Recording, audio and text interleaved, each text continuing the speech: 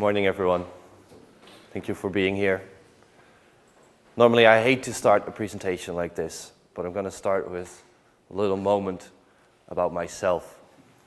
See, this is one of the first presentations I ever did. It has been revamped over time. You're not getting still content, but it's one of the first presentations I ever did. I'm going to tell you a little bit about my story, how it matters for you, don't worry.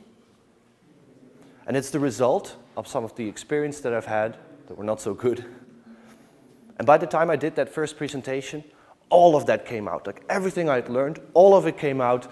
The victims of that evening, the audience, had to endure a 2-hour slugfest with everything that I had learned. That was way too long. So my friends helped me to cut content. And at the end, all the content that was left was the start of what we're going to talk about today. It's not code. It's not technology. It turns out that the first things that I really cared about learning, were the other stuff. The conversation that led to the software. Out of all the subjects I could have picked, it was this one. So what am I talking about? Well, let me give you an example. I had a client that I'd been working with for a couple of years already. And this was part of my good life, not the life before. And that client, he asked me to build something for him, as happens to us. Of course, I can build it for you. Tell me more. Tell me about it. And he's like, oh, you know, it's like this, and then it's like that, and then that has to happen. And I'm like, okay, yeah, that's interesting. So tell me, does it always work like that? Does that always happen? He's like, yeah, that always happens. Okay. Does it always happen? Yeah, that always happens. No, come on, you know me. Does it always happen? Yeah, it basically always happens. Basically? Yeah, I mean, it doesn't always happen. Okay, but that's what I'm asking. Does it always happen? Well, no, it doesn't always happen. Sometimes it happens differently. Okay, thank you. And we'd been working together for years. Being a developer is something different. Now, I started with a little story, and we're going to talk about stories today. When I say the word story, what does that mean to you? What does the word story mean to you?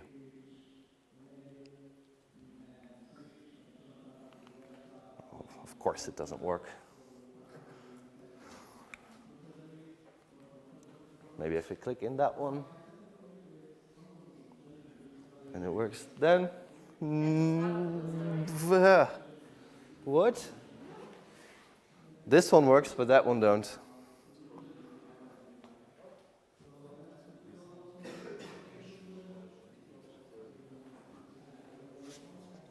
Oh, come on. Just a second, please.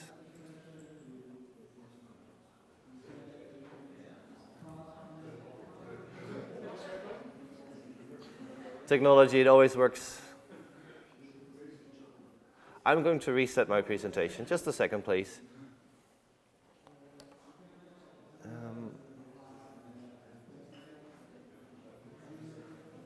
Mouse isn't even doing anything.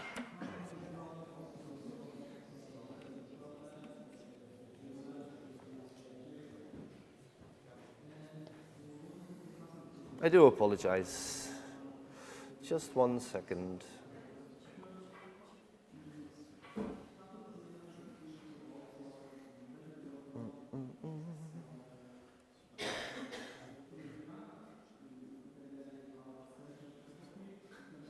Almost there, almost there.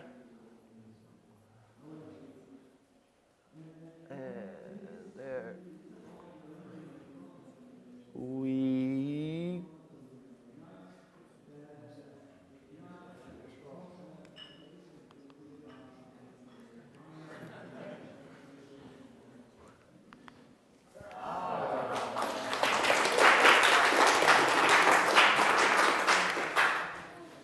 Thank you for your patience. I did hear that someone mentioned something about story. What was your thought? No one? So a story, it could be something like an account of an event or incident. A telling, of course, very truthful. A story could be a narrative It could be fake, it could be imaginative, it doesn't have to be true. Fictitious, yes.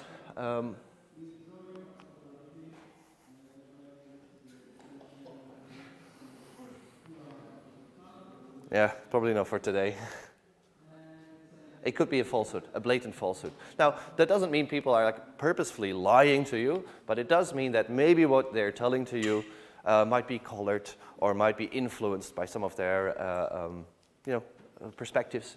That may not matter for what's at hand, or that may matter very dearly for what's at hand. A story. We all tell stories. This laptop tells a story. This clicker tells a story. I'm going to give it one more attempt, and then I'm going to drop the clicker and just do it manually. What I'm going to be talking about to you today is how to dismantle stories through these conversations, or rather, how I ended up at the space of having to dismantle these stories through these different conversations. That almost always story that I just told you, that had to be dismantled. If in that moment, oh, you have another clicker. Yeah, perfect, thank you. Let's see what happens.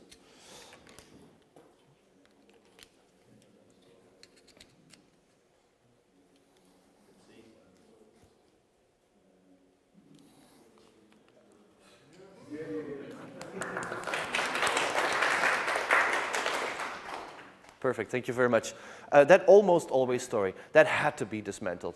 What would have happened if I just said, oh, okay, always? What would have happened? I would have built the wrong thing. It would not have been what he needed. Maybe what he thought he wanted at the moment, but it would have gone wrong at some point, possibly during some presentation. Or even worse, at 3 a.m. in the morning, and or in the weekend, yeah. On Sunday, just as you're in church, and then... So, what do we need to do? We need to drop what's fake, we need to find out what's true. And we need to be relentless about it. You know, don't let people off the hook. Don't be mean to them, but don't let them off the hook. And especially with the stories that you tell yourself. So let me tell you another story. We're in the Netherlands. Netherlands, wonderful country. Have you traveled around the Netherlands a bit, perchance? Yeah. Got a lot of water. Lots of water here. Lots of water. So much water, in fact, that there is a whole separate government structure in the Netherlands just to deal with water. Besides, you know, townships, municipalities, provinces, etc. They're literally called waterschappen. I think the English word literally translated would be a watership, like township. The official translation, I looked it up, is like water board. I'm not sure if we're ready to reclaim that word. Waterschap. Waterschap. It always works well in English. Waterschappen.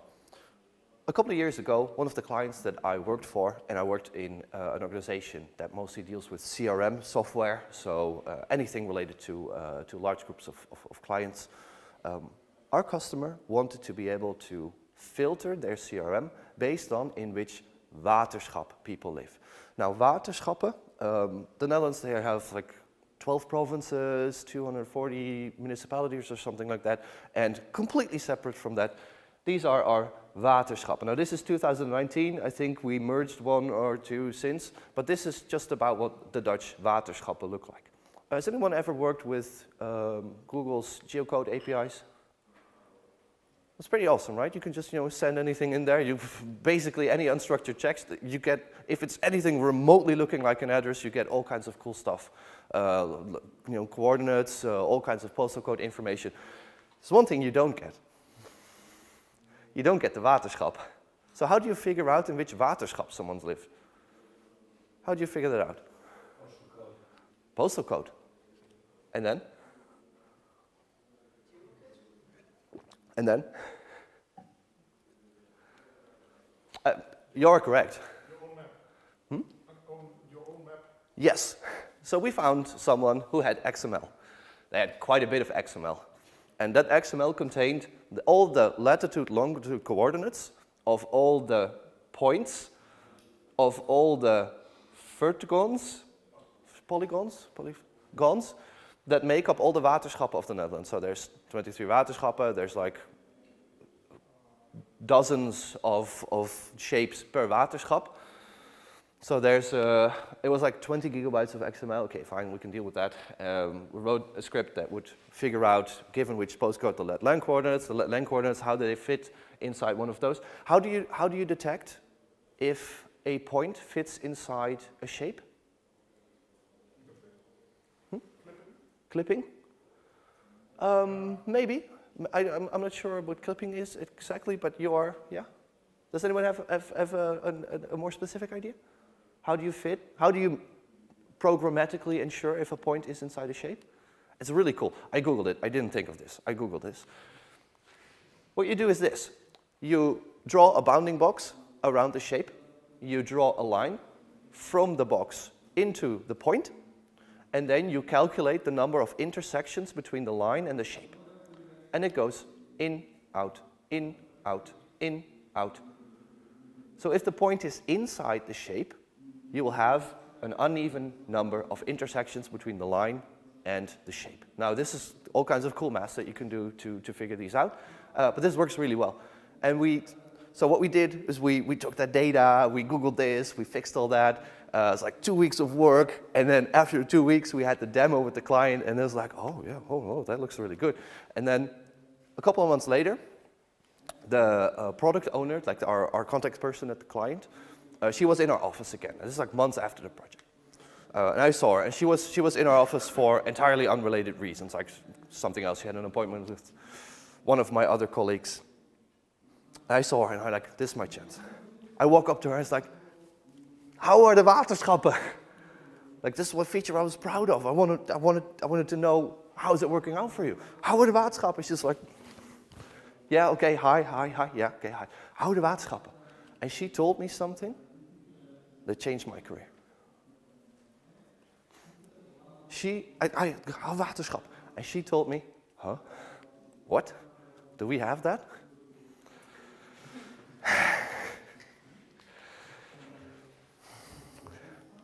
We have lots of water, sometimes in places where we don't want it to go.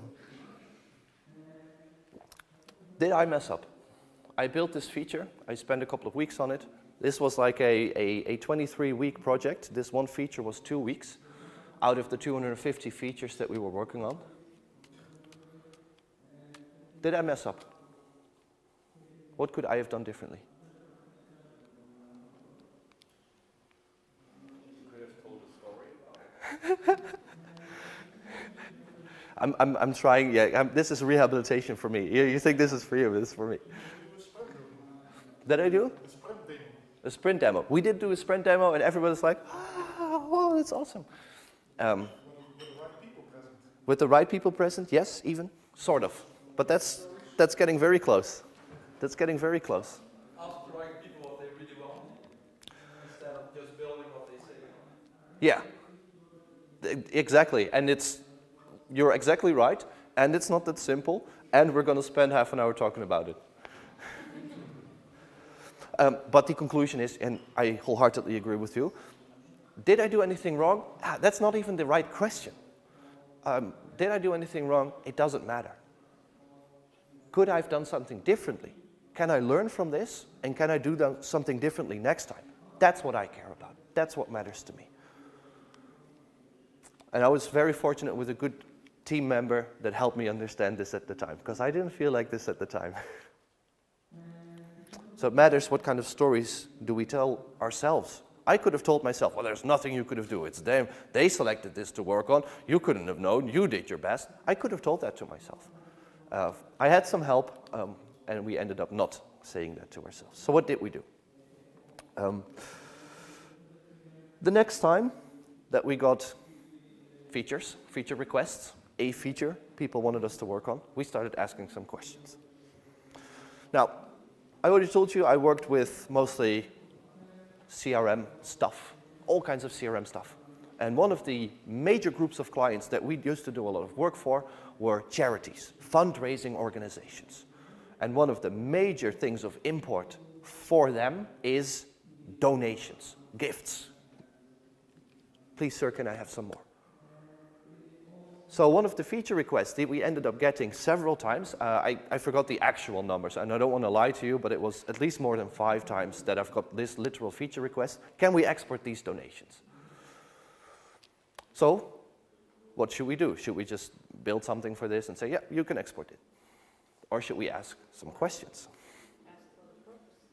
Ask for the purpose, yeah, definitely. What are you going to do with this? Let's say that you have this. What are you going to do with it? That's a really good question. Yeah, yeah. That starts to encroach a little bit on people's feelings, though, because if you ask them about their goals, I mean, you can ask them in terms of interest, but you don't want to like supplant their reasoning and thinking. So that's risky, but I like it. Who's heard of like ask why 5 times? Yeah, yeah. So what we found out with the waterschappen is that the person who asked, can we have something like that? It turned out it was someone in a committee at some point during some meeting had mentioned that it would be cool if, and that ended up for some reason on the list as a must-have. So what we learned is, sure, we're going to ask why a couple of times, but the first question that we're going to ask is who? Who's asking for this? And it turns out when we asked, given this feature request, who is asking for this, we got the same answer every single time. And that was, we ended up doing a persona for this, not the real person, but it was Mark, the marketing manager. Mark, the marketing manager. All of these organizations, you have to imagine these fundraising organizations, usually they're comparatively small compared to the number of things they want to do and the number of people that they want to work with. Like, especially if you have organizations that have a lot of small donors, then the amount of employees they have compared to what they're trying to achieve tends to become very skewed. So usually we'll find that there's a couple of people in there that are actually pretty tech savvy themselves, know how to do a lot of these things, and very typically there is someone who is responsible for a bit of marketing that knows very well how to use Excel. So Mark, the marketing manager, tech savvy, very set in his ways, knows what he wants, knows how he wants to do it, just give me the data and I'll do it myself. Cool. So Mark, the marketing manager. Now what are we going to do with this information? I'm going to reclaim, we reclaimed at the time, an old lost art that I'm sure you're all intimately familiar with. We're going to write user stories. Who writes user stories here?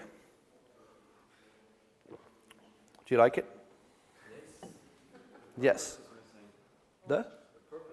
Ah, very good. There might be more to this presentation than just the current slide, but yes. The purpose is missing. Very good. So how would you find the purpose? Yeah, ask them. Yeah, exactly. User stories. I really like user stories, but I think everybody in the whole world gets user stories wrong. I'm the only person who gets them right.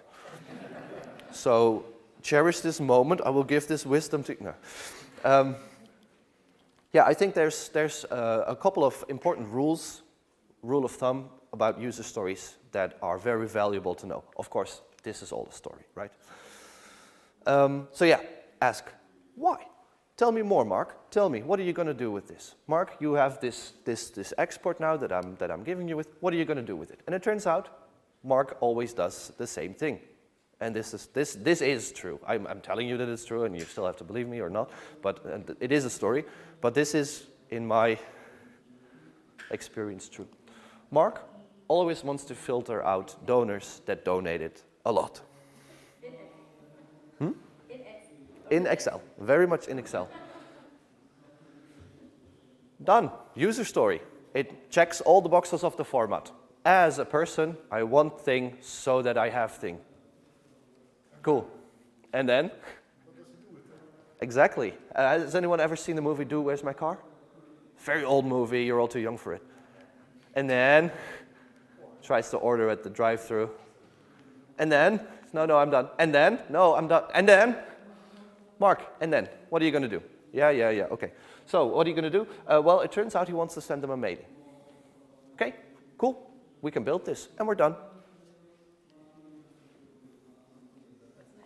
What's next? Mark is starting to get a little bit annoyed. Well, fine. Oh, that's too much. He wants to... Did I too much? Ah, now you know that there's another one. I ruined it. So Mark wants to send them a mailing so that he can tell them how their donations were used. Okay, fine. Why do you want to do this, Mark? Well, I want to do this so we can...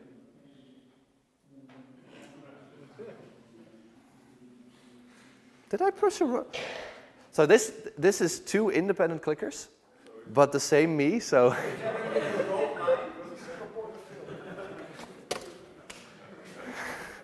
There's definitely a single point. I hate to be... what did I do? I disconnected them in some way again. Oh, this is interesting. My notes again went ahead of my slides.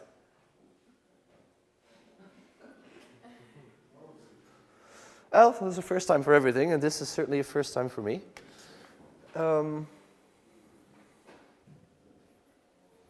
can't even get the mouse pointer on that thingy anymore. Yeah, but it's my laptop definitely, because the Beamer will still work if I plug and unplug. Well, why don't you all go get coffee and I'll be right back.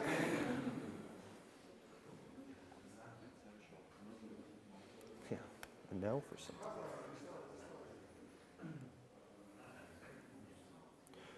Maybe it's the energy savings mode, the Mac. Yeah, I've no clue. I've never had this. It worked on my machine. No, wait. Enter full screen.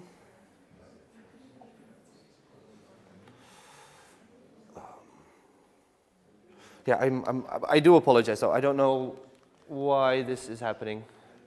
We were stuck with this one, I think.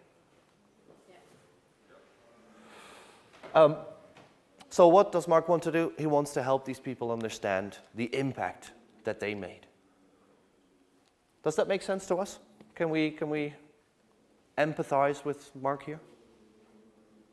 You're still going? Oh. What would you like to ask Mark? What's next? Of course, what's next?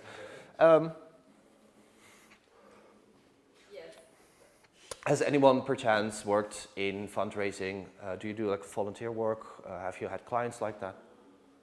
This was mind-blowing to me, all based on a true story. It turns out one of the biggest triggers for people to give is when they've just given and they get a mail saying, "Thank you very much, we used your donation to do this and this. If you really want to help us, will you please give some extra?" That's one of the biggest things I loved about doing client work. I just get insights into so many different problem spaces. What's interesting about this, of course, is we're talking about money. Now, the moment that a user story starts talking about money, you know, okay, well, we're doing business here. Everything is about money. This means we went one step too far. The real value is in the one before this. It's good enough to say, okay, yeah, of course, you want to donate more. However, there's still something very interesting about the step that we had previously. As Mark, I want donors. Is Mark benefiting from this story? Well, Mark is benefiting in the sense that he meets expectations on his performance review. Mark is benefiting in the sense that he's a piece of legacy and he can continue to exist in this new version of the system. Mark is the old solution to the problem that we're identifying here. But Mark isn't the one that wants something here. Mark still might be the solution in the new system. But the problem that we're talking about, the story that we're talking about, is not about Mark. The story that we're talking about is about donors that donated a lot. So let's introduce a persona for that. Donna, the big donor, very engaged with charity, has a big heart, and to her, results matter. It's not just that she wants a nice feeling of saying, yeah, okay, I've donated a bit, get off my case. She wants to see the impact that she made. Of course, these personas themselves are also just a story. But when we have Donna, we can have a user story that is no longer talking about money and that is coherent. The value is for the same person that is tasked with what this story is about. So as Donna, the big donor, want to know how my gift helped improve the world, so I know I made a difference. Yes? Don't all donors want to know this? You would imagine, but no. No, not necessarily. No, some people are donate so they're left alone for a little bit. Some people donate because they feel like I have to give a little bit, but they don't really care that much about the results of it. Yeah. It's a good question though. Yeah, you would imagine. Yeah. Yeah, you would say like There's an untapped potential there. Untapped potential. Yeah, you would say that it needs to distinguish what's special about, yeah. So that's, if that were the case, then they wouldn't be filtering the list on. So, good question though. So user stories, in my experience, it really matters if the user story is not talking about software anymore, because none of this is software, it's just people. We're not talking about money, because the money is, more or less implicit. Not, especially fundraising, charity kind of organizations aren't necessarily always about money. They're about achieving social goals. Yeah, okay, you can trade those as if they were money when building your user stories. And it's important that the persona is actually coherent with what the story is about. But how do you explain this user story to your stakeholders? Because they say, okay, nice, but it doesn't improve my product, doesn't improve my end goal. Mm-hmm. Because you made it now something that the stakeholder probably doesn't understand. Well, the end goal is the money. Yeah, sure.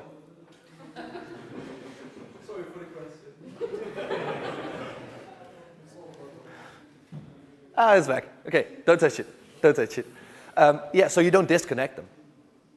So if you this is a conversation. So I want to get to this point, so I really understand what's happening. But you can still connect this to the original feature request. That's fine. Yeah, I wouldn't disconnect them, of course. Any other questions?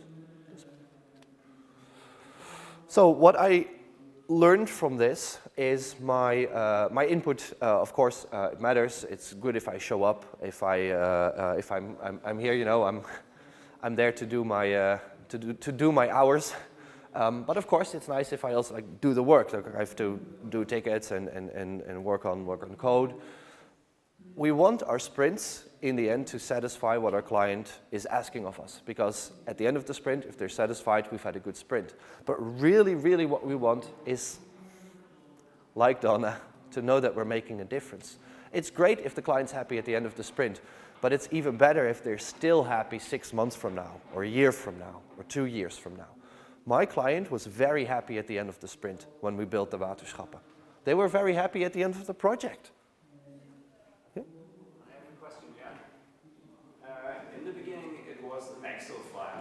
And it evolved into something like an email mailing, but it also could have been a banner on the website, right? Yeah. How do you deal with that? Because usually the customer comes in with, I want to have an Excel file, or I want to have an email sent out. Yeah. So for me, the Epic connection is missing somehow. It is. Yeah, you're a visionary. We'll get to it in like 4 slides. No, it's brilliant. Brilliant, thank you. So let me just finish this thought. So what we want is not just to be there and show up, etc., etc. We want to make a difference as well. Or more concrete for us as developers, we don't want to just spend our time. We don't want to just do our tickets. We don't want to just ace our sprints, but we want to change lives. Okay. So our backlogs at the time, they look like this. We had an ordered list of a product backlog, some lines you could draw of how much work would fit into a sprint. So a certain amount of stories estimated with story points would fit. We would start a sprint with that, and we would have a grand time. Our sprint board, very similar to what you're probably used to, would look like this. We'd have it would almost basically be Kanban at this point. Our items would just move on from one thing to the next. Our clients would be happy, and we would be happy as well. And at some point it would be live, and Donna would be happy. With this approach, about 10% of the features that we worked on actually changed. 90% of the features that we worked on would just remain what the clients originally asked.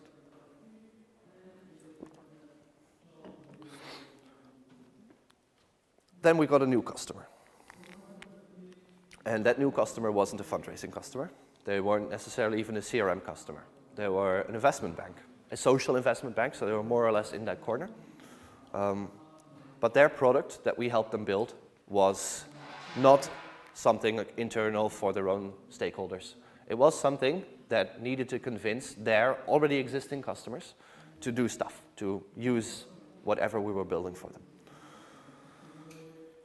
So we thought that what we were doing was excellent, awesome. We had only successful sprints. And we thought that this approach that we had was awesome and could not fail.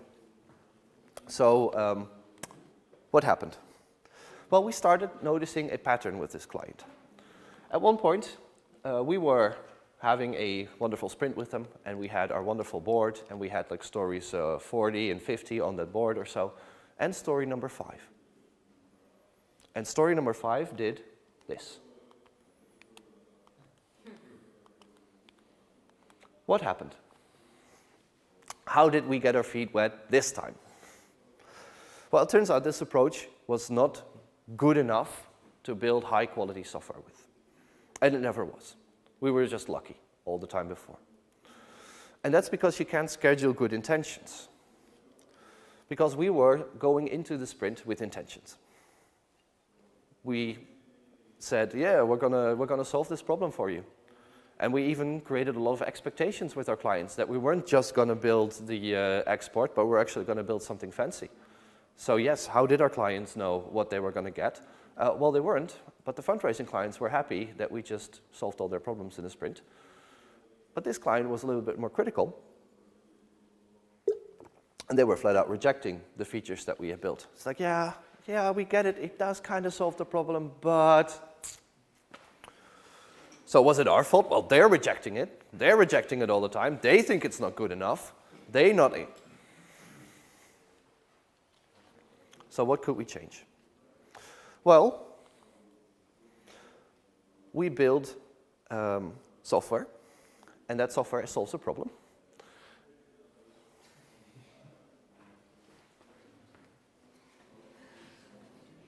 How was your weekend? Did you do anything fun?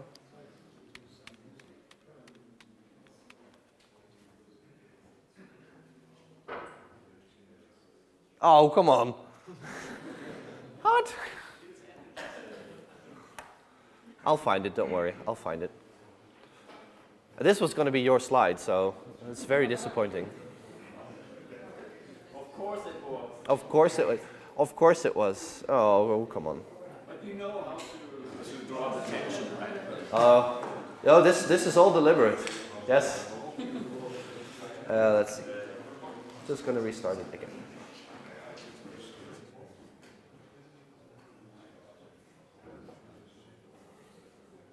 I'm not going to start from the beginning, don't worry. So.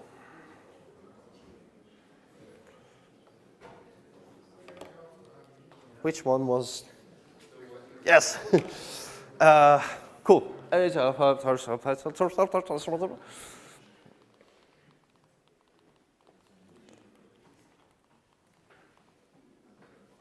We build features. Solve problems. Problem, solution, software. That's what we're doing. People ask us, can you build software? Yes, okay. But what's the solution that we're actually implementing? Yes, okay. But what's the problem that it's actually solving? Once we're aware of this, we can do this. the problem that we're solving might have various solutions, and those solutions might have various implementations in software. And this is a negotiation that we can have. So we don't want to spend days and days and days on possible solutions and possible implementations for, I just want to have this export so I can mail some people. But we do want to offer options. So let's say we build the export. Oh, well, that's going to take a couple of hours to create, story points, whatever your estimation preference is. And then it's going to take them a couple of hours a week to operate this. They're going to need to spend some time on it. But we could also say, let's have this automated mailing. It's going to take a little bit more time to build, but you won't have to worry about it so much anymore. That's also an option. And we could even have a travel program where we can offer people tickets to go to, for example, some project in Africa where their money was spent to improve the local environment, and have them go there. If you're really that engaged and you really want to see, like, this is probably not going to happen, like maybe a tenth of a percent of the time, but we want to offer options and have our clients choose, you know, given that we now together understand what you want to achieve. We have some technological expertise. We also have had clients like you in the past, so we also know a little bit about your problem space. Let's spitball here. What can we do? And these kinds of options will translate to a better sprint. Who's heard of like the project kite of like waterfall and agile? You have time versus money, quality versus quantity. Sometimes people drop off money, I think, or time. Quality. Well, I mean, that's the thing that happens in practice, right? So yeah, the idea of that kite is like if you pull on quality, you're going to get less quantity, and if you pull on time, you're going to have to spend more money, or something like that. And I always learned that the idea of waterfall is that time and quality and quantity are fixed, so you're going to have to spend more money or so. But in practice, money is also fixed or so. It's very weird. But Agile is going to be better because you see in Agile what we do is time and quality and money are fixed. So we're going to toy around with quantity, don't worry. Have you had good conversations with your client on, I'm just not going to build half of your project? To be perfectly honest, I've actually had good conversations with clients on saying, you know, this probably won't fit, and they've been sometimes good, responsive to that, but more often not than. So this model, it never did make so much sense to me. So the thing previously where we talk about what kind of implementations can we offer to these solutions, to these problems that you're facing, that has been our go-to. That has been our success factor to building better sprints. So what we ended up...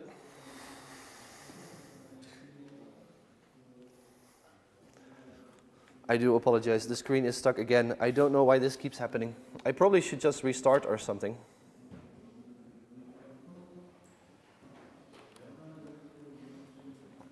Maybe it's because I want to do it in full screen. I'm going to try and not do full screen, and we'll see what happens.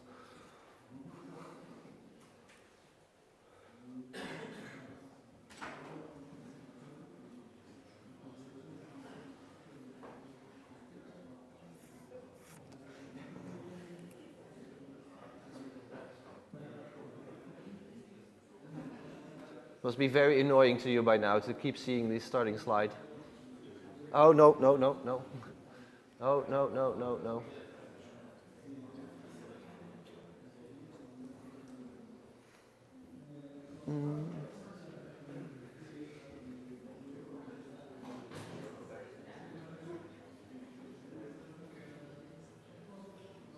Is everybody thinking about lunch already?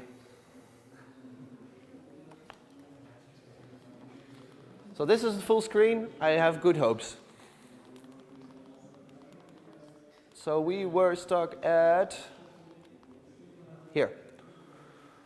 What happened next for us? We started using a technique called story mapping. I don't want to dive too much into story mapping. But what we did is similar to before. We still had our user stories. We still had our epics.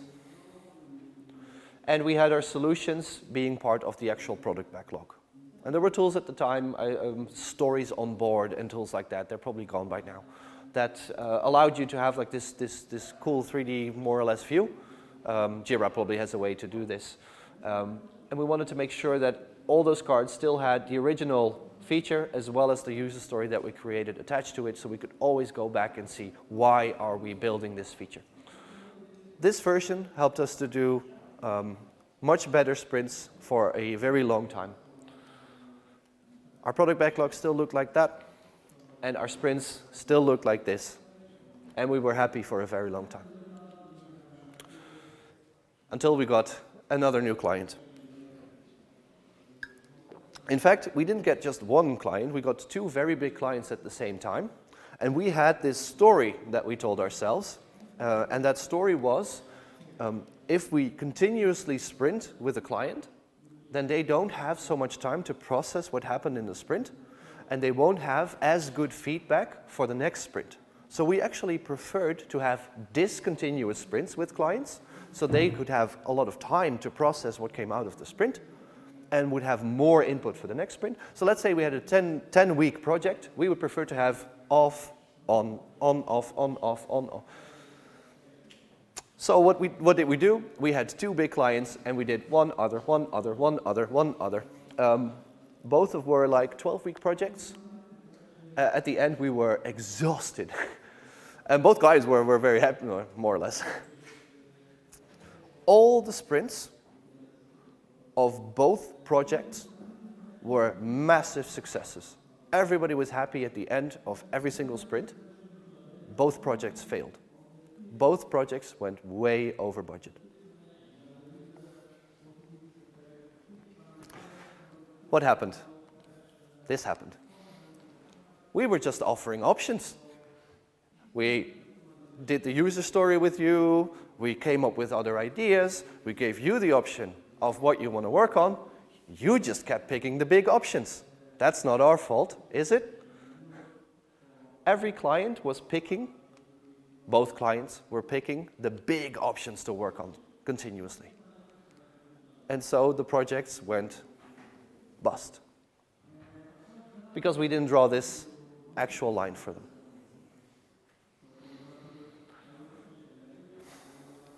So what did we learn? We learned that we didn't just do what we were told. We actually helped people make these choices.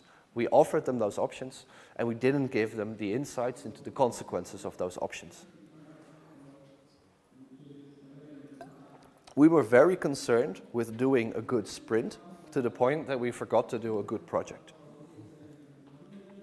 So instead, what we started doing is offering our clients more discovery time. See, in our organization, what happened at the time is we didn't want to spend time building these backlogs, because every time we spend time on backlogs, we're not building software. And most of our clients were somewhat happy with that uncertainty until it hit us in the face. So what we did, instead of doing half discovery at the start of a sprint project, we started doing double discovery at the start. And if we had a client that was really new to us and wanted more insights, we would spend even more time.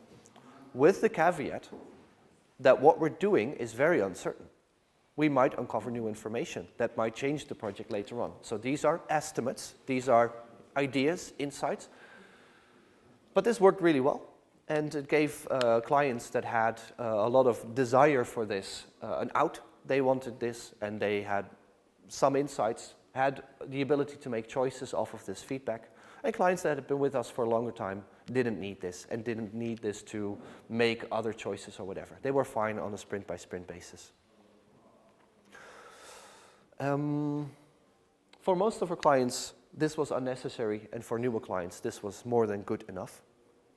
And that's how we ended up going through user stories to more valuable features, through story mapping to predictable sprints, and through release planning to predictable projects. And as I reflected on this, after I left this job and got invited to do this presentation again, what I really realized is all we've been doing at the time is just revisiting the Agile Manifesto. Because it seems like we're doing a lot of, process and tools and everything. But what we're really trying to do is, how can we help these people at the other side of the table? Or how can we even help the people that they're trying to help? How can we build this working software instead of trying to do all this documentation and writing down? I mean, we do value those, of course, as it says on the manifesto. I find myself coming back to the Agile Manifesto many times these days. I even find myself coming back to the Scrum Guide. Oh, come on. Really?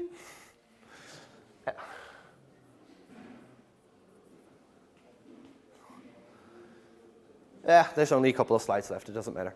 The next thing was going to say Scrum Guide, though. Has anybody looked at the Scrum Guide? Has anyone read the Scrum Guide? Yeah. Who does Scrum but hasn't read the Scrum Guide? So the rest doesn't do Scrum. What do you do instead of Scrum? Kanban? Fake Scrum? There's a really cool part about the Scrum Guide, and that's that there's no such thing as a backlog refinement event. I've always been at companies where we do explicit backlog refinement, like schedule an hour, schedule 2 hours, do backlog refinement. But the Scrum Guide says backlog refining is a continuous activity to breaking down stories. I should have read it years ago. So what I'd like you to take away from today is to challenge, of course, your projects, the features that you're working on. There's stories in there. What people are telling you might not be the whole truth. And especially if we can follow this Agile Manifesto, individuals and interactions over processes and tools, collaboration, responding to change. Be curious. Ask people what they really mean. Ask who and why and why and why and why. But don't forget to ask yourself, is there really nothing that I can do? What is my story here? Thank you.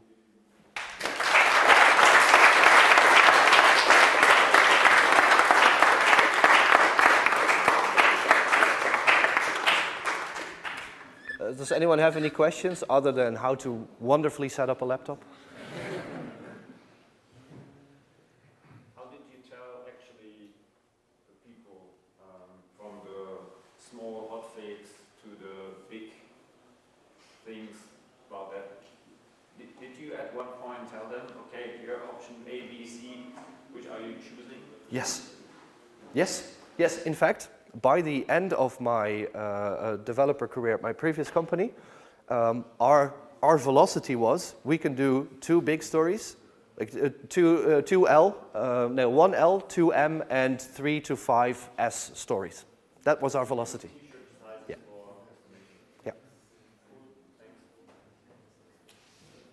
Do you have any advice for people working in, like, let's say, big companies, corporates, where the developers are like miles away, steps away from the customer? Yeah. Read the Unicorn project and make it smaller. Like, what's the smallest thing you can do to make an impact? The problem with many of these things is we want to make it big. Like, I can't do this because, yeah, okay, but what can you do?